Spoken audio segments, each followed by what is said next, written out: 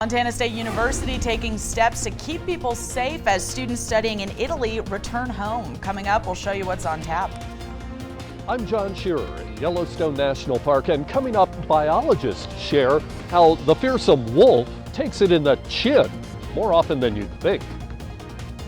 Just ahead of 6:31, Caitlin Corbett, Matt Elwell are back here on Montana this morning. Conditions, are they improving a little? They are improving. I think we're still dealing with snow and ice on a few of the area passes. The good news is, if you've been following throughout the morning, I-90 westbound was closed earlier this morning. It is now open. Yay! But you still have snow and ice to deal with. There's still a lot of traffic out there. They've got to catch up as we head throughout the morning.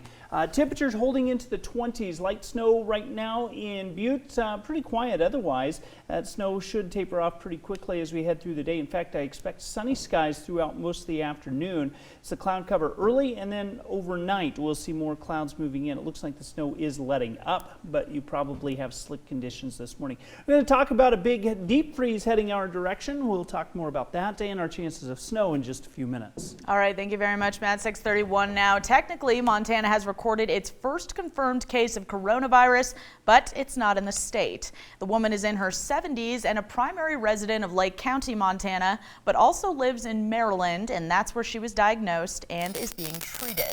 Health officials there say the woman had been traveling in an area with a known risk for the virus. According to the governor's office, this woman hasn't been in Montana since November and didn't have coronavirus while she was here. The woman is listed as a Montana resident as per federal guidelines.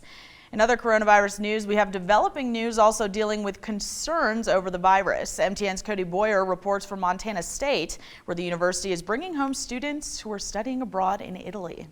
Pretty much I'm the last person to leave tomorrow. Through our phones and battling a poor connection from his place in Italy, I caught up with Carlos Palmer, currently awaiting a plane home to Bozeman. Yesterday was the real first day that it got hectic. For Palmer, it's a waiting game, watching Italy experience the pandemic firsthand. From diners, Businesses are closing at 6 p.m., basically when the sun goes down. They're maintaining a mandatory distance of a meter. to grocery stores. They only let probably 5 customers at a time. According to MSU's letter, the university, quote, will not provide quarantine housing to students like Carlos, and officials strongly urge that you stay with family or friends during the self-quarantine period, with those members not having to self-quarantine themselves. To Palmer, this raises concerns. They are currently housing some of my younger cousins, and I have an uncle who's infirm, and it's not the best situation. Jennifer Vermeer is an MSU student with 3 open spaces, including one she says is for Carlos. Vermeer is worried others who have already turned, well, the letter came too late. We are all in this together, and it's looks like it's inevitable that the coronavirus is going to come to Bozeman. Self-quarantine doesn't mean the traveler is ill. It's a precaution. And self-quarantine also doesn't mean complete isolation. It's a new situation for Tracy Alec, Vice President of MSU Communications, too. If they didn't have any friends or family around the area to stay with, what's the best option for them then? Well, we are just really encouraging them to try very hard to contact their friends and family. He adds that's a difficult question to answer, but the university will provide ways for students to make up for the rest of the semester they missed abroad, something Palmer understands, but his worries continue. This has been an incredible change for them, and we're very grateful for their willingness to work for us. I'm just trying to make sure I've got a spot to sleep when I land. It'd be nice to have some sort of help. In Bozeman, Cody Boyer, MTN News. And Palmer says he knows of at least 6 students who have decided to just go home and risk being with their family. One side note, MSU did cancel the National Conference on Undergraduate Research, which has brought around 4,000 undergraduates to campus from across the country. MSU says it doesn't have plans to reschedule. MTN's Andy Johnson, also at Montana State, finds out how the university is preparing for thousands of high school basketball fans all coming to town. Close contact is very common in high school sports, especially basketball. Not just for the players, but also for the spectators cramming in to watch. Our participants and those fans that come to our events are a priority. and we want to make sure that they are safe. Normally, this isn't something to be concerned about, but with the possibility of a coronavirus outbreak threatening more and more people, it may raise some worry. But Beckman says they are following all guidelines from the local and state health departments. The Montana School Boards Association guidelines, the Office of Public Instruction guidelines, the NCAA guidelines, and of course CDC. We're really following the CDC guidelines. And MHSA is thinking outside the box in any way they can to eliminate personal contact for the players. What we're going to do with our players and our coaches, we're going to ask them to go to the recommended fist bump or elbow bump before games and after games. So that's just one little thing, but we think it's an important thing, and so does the NCAA. The organization is taking no chances when it comes to spectators feeling sick. If someone is feeling ill or sick, has the fever and the cough, we're asking them to stay home. But also we have an option for them, because all of our games, as they have been for the last 4 years, will be broadcast live on the NFHS network. MHSA says they are relying on services from the facility to make sure everything stays sanitized and as clean as possible. In previous years, as many as 6,000 people have attended the event. And once again, officials are stressing to people, if you don't feel well at all, please stay home and watch the tournament online.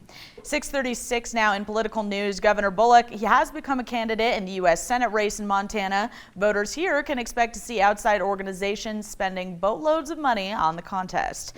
Tim Warner of Bozeman, who's worked for Democratic candidates and progressive clients, says outside spending on the race between Bullock and Republican Senator Steve Daines could reach $60 million. That's twice what was spent on the contest between Democratic Senator John Tester and Republican challenger Matt Rosendale. Billings consultant Ashley Strong, who worked as press secretary to former U.S. House Speaker Paul Ryan, expects the contest to attract visits from high-profile political figures up to and including President Trump. Voters can expect to be getting text messages, polling from outside groups, asking where they stand on issues from numbers that they may not recognize. That's already starting. I've received those, and perhaps you have as well. But primarily on the airwaves, so radio and on television is where they will see the most impact of that money coming in. My advice to Montana voters would be get to know your candidates. In Montana, we get to know our Senate candidates and our House candidates and everybody who runs for governor. Take the time, go to events and get to know them personally and make your decision based on that, because that's going to be a much better way for you to evaluate who you should vote for. The Bullock-Daines contest may be one of the half-dozen races nationwide that decide which party controls the U.S. Senate. Yellowstone National Park is marking 25 years since the reintroduction of wolves to the park, with life lessons on the predators that have changed the park. MTN's John Shearer reports that this week's lesson, wolves aren't invincible. You know, when you see elk in Yellowstone like these, you probably think of a pastoral animal whose only defense against wolves or other predators is to run away. It turns out, elk can fight back. He was trying to provision and feed pups, and he had been kicked by an elk and died. I remember observing the alpha female of the Molly pack down in Pelican Valley during a hunt of a bison, getting kicked, thrown into the air, having to go off while the rest of her pack tried to take down that bison to feed the pack, and she subsequently died from her injuries. Researchers stood on a hillside just inside Yellowstone National Park near Mammoth to share their stories of what they've learned about wolves over 25 years. They will fight each other, and these fights actually account for half of their mortality here in Yellowstone. So every other wolf here in Yellowstone will end up dying by running into another pack and being killed. Researchers learned that it takes a minimum of 4 wolves to successfully hunt elk, and at 9 to 12 to take down a bison. A mountain lion, on the other hand, can take down an elk all by itself. We've observed over 2,000 hunting events between wolves and elk, and nowhere on Earth has any other biologist been able to do that with this species. And that's really kind of given us this great insight just on just how difficult it is for them to do that. One of the top goals of researchers here in Yellowstone Park this month is to share their incredible journey of discovery during the past 25 years. Near Mammoth, in Yellowstone National Park, I'm John Shearer, MTN News. And the Yellowstone Wolves question and answer sessions can be seen every Tuesday at 11 a.m. on Facebook. We're going to take a quick break on Montana This Morning, just on 640, and when we come back, the coronavirus prompting new conversation about paid sick leave. Coming up, congressional proposals to make sure people don't have to choose between getting paid and taking time off if they get the virus. Coming up, Vice President Mike Pence joins us to talk about the coronavirus outbreak and the decision to ban most European travelers to the U.S., plus the latest plans for the 2020 Olympics. We report from Japan, coming up on CBS This Morning.